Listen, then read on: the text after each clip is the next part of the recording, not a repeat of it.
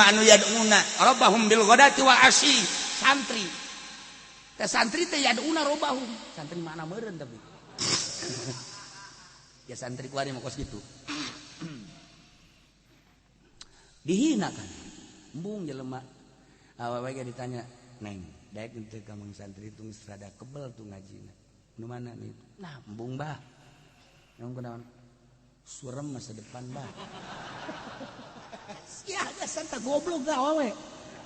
surem masa depan buku santri mah masa kuburan ini geus nyahonya nama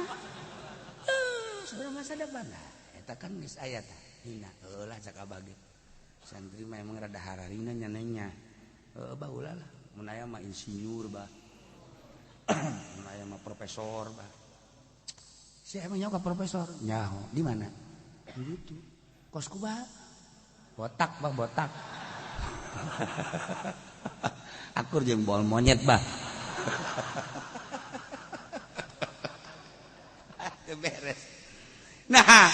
padahal mayaduna rabbahum bil ghadati wal asyi nah awas Muhammad min hisabika alaihi al ayah urusan antara anjeun jeung nyana antara nyana jeung anjeun urusan nyana anjeun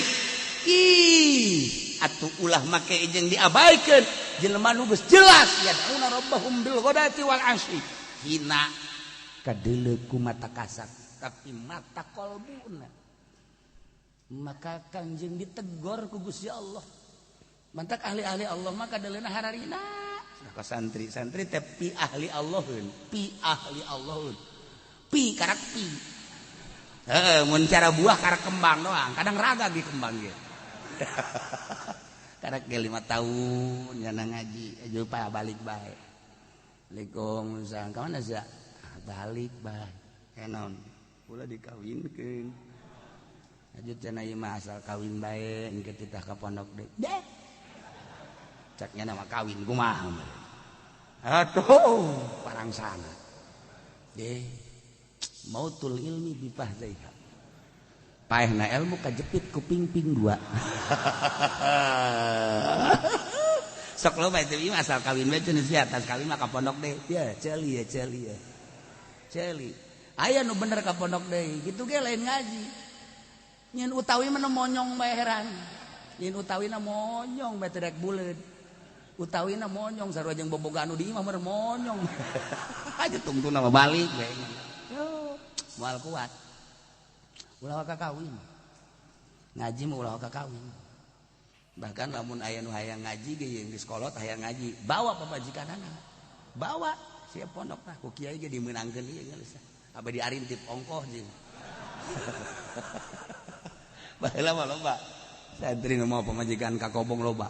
hayang bisa ngaji tapi geus boga pamajikan boga anak zaman abah ge sabaraha urang meunang jeung abah baheula mangadul mana berintah mau pamajikan nya di kobong aju budak asal peuting baru naon sih cek kula teh di daringan santri teh tolol atuh ditanya itu naon ieu cenah kobong oyak-oyagan